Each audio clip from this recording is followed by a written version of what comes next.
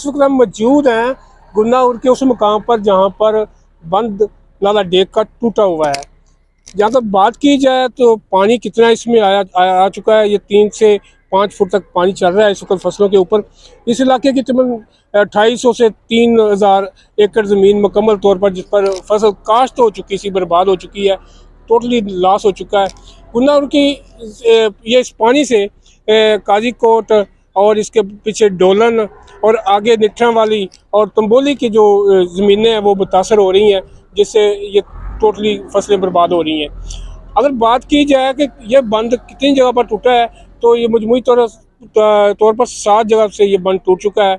ये पीछे डोलन टूट चुका है, अब 4 जगह से ये गुन्नाउर के मुकाम पर टूटा है, इससे आगे तंबोली भी टूटा है, फिर उससे आगे निठरा वाली और फिर उससे आगे लद्दे वाले में। एक बात करो, ये इससे पहले जो गुन्नाउर का एक बंद है वो बंद हो चुका है। 2 बंद दूसरी तरफ हैं, वो एक तो माइनर हैं, दूसरे नंबर पर उन वहाँ पर साई इतनी आसानी से हासिल नहीं कि वो आसानी से बंद हो सके। उसके लिए यकीनन पानी की जो सतह है वो नीचे जाएगी, तो वहाँ उसकी मरम्मत का काम हो सकेगा। गुज़श्ता रोज़ मेरी असिस्टेंट कमिश्नर साहबा से इस सिलसिले में बात हुई, तो उन्होंने बताया कि बंद के कमज़ोर होने की वजह सिर्फ यही है कि यहाँ पर कट लगाए जाते हैं, और जो किसान अपनी फसलों को पानी देने के लिए कट लगाते हैं, उससे ये बंद कमज़ोर होते हैं। हमारे पास जो नाला डेक है वो उसकी डिसिल्टिंग, थरो डिसिल्टिंग होनी है, जो कुछ जगहों से इरिगेशन ने कर दी थी, कुछ जगह अभी रहती थी। और नॉर्मली अगस्त से, पिछले साल हमारे 13-14 अगस्त से नाला डेक में पानी आना शुरू हो गया था। इस दफ़ा थोड़ा सा मानसून भी पहले हुआ है, बारिशें भी बारिशें यहाँ पर रिकॉर्ड हुई है, तो इरिगेशन वालों को भी वो स्पेस कम मिला है जिसमें वो थरो डिसिल्टिंग कर सकते होते।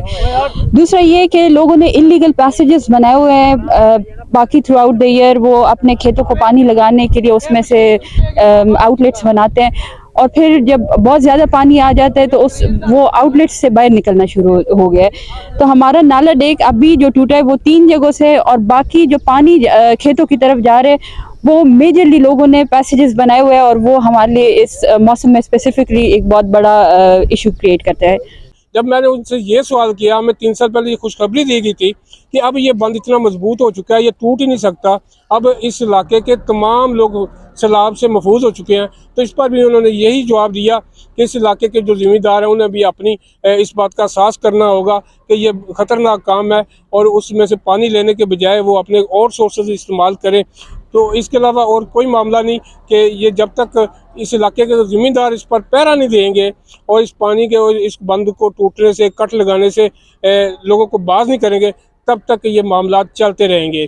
अगर इस बार जो मेरी दिगर ये गाँव पे मौजूद हूँ, कुछ लोग भी यहाँ पर मौजूद हैं, उनसे भी बात करते हैं इस बारे में कि कब और कितना नुकसान हुआ है। तो जनाब, आप बताएंगे कि ये क्या मामला है, कब से है ये जी 2013 ਦੇ ਵਿੱਚ ਆਇਆ ਸਲਾਬ। ਉਸ ਤੋਂ ਬਾਅਦ ਇਹ ਹੁਣ 2026 ਚ ਆਇਆ ਤੇ ਇਹਦੀ ਵਜ੍ਹਾ ਬੰਨ ਟੁੱਟਣ ਦੀ, ਪਾਣੀ ਇਧਰੋਂ ਲੈ ਕੇ ਆਪਣੀ ਪੈਲੀਆਂ ਚ ਪਾਣਾ ਉਹ ਨਹੀਂ।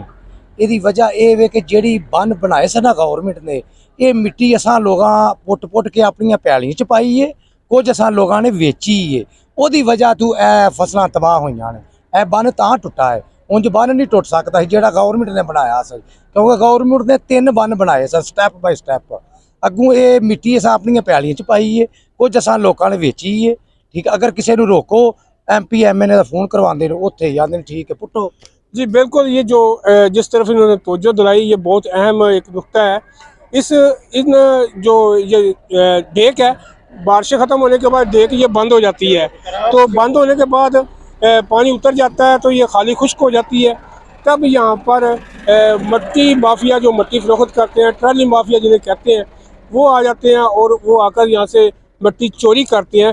उसके लिए कई बार महकमा नार ने और महकमा इरीगेशन ने FIR भी दी है, लेकिन ये इतनी बड़े पैमाने पर काम होता है, इतने ऊंचे लोगों के साथ काम होता है, बड़े पावरफुल लोगों के इसमें इन्वॉल्व होते हैं, जिसके बाद ये मट्टी चोरी का सिलसिला जारी रहता है और पूरा साल जारी रहता है। जिस तरफ उन्होंने तवज्जो दिलाई, ये बड़ा एक अहम पॉइंट था। और इसके अलावा हम बात करेंगे इंसाफ से कि कितने यहाँ पर खेतों को नुकसान पहुँचा है, कितनी फसलों को नुकसान पहुँचा है। 3000 एकड़ में नुकसान पहुंचा इतने। सही। और गुन्नाउर की खाली रकबा जरा गुन्नाउर का नहीं, या जो फसल बीजी हुई थी, क्या क्या फसल थी? यहाँ पे मुंजी सब बीजी हुई थी सारों ने। सही हाँ। है। और कुछ नहीं था। 1 एकड़ पे इधर लाख रुपया 1 एकड़ पे खर्चा आया। जो ठेकेदार है उनका 2 लाख 2.25 लाख इतना खर्चा आया है। देखो जो इन्होंने इस बात पर बात की है कि ठेकेदार भी इसमें जो जिन्होंने ज़मीन ठेके पर ली हुई है उनके लिए इससे बहुत बड़ा एक अलमिया बन चुका है। पहले इससे पहले गंदम के मामले में उन पर अलमिया बना था। उनकी गंदम बहुत सस्ते दामों में उठाई गई थी जिसकी वजह से उन्हें बहुत नाकाबिले तलाफी नुकसान हुआ। उन्होंने 2-2 लाख रुपए का एक सीज़न पर ये ज़मीन ली हुई थी। फिर उन्हें पैसे भी देने पड़े, उससे उनकी ज़मीन की रेट भी नहीं मिले। अब ये मूंजी की जो धान की फसल बीजी हुई है ये मुकम्मल बर्बाद हो चुकी है। उन जो किसान हैं उनके लिए भी ये एक बहुत लम्हा फिक्रिया है कि वो किस तरफ जाते हैं और कौन सा आदमी उन किसानों को माफ़ करता है। भाई कुदरत की तरफ से सलाब आ गया, चलो हमें माफ़ किया। बहुत कम लोग होते हैं वैसे तो ऐसे, आमतौर पर यही होते हैं भाई किराया तुम्हारे साथ फिक्स था, हमें किराया दो, हमें किराए से मतलब है। बहरहाल ये सिलसिला अब जारी है। अब आगे भी हम इस सिलसिले में रिकॉर्डिंग करेंगे जब तक ये सैलाब का सिलसिला ख़त्म नहीं हो जाता। अगर इंडिया से पानी आता है उस हवाले से भी अगली रिकॉर्डिंग के लिए हम देखेंगे। इजाज़त चाहेंगे। अल्लाह हाफ़िज़। अस्सलाम वालेकुम।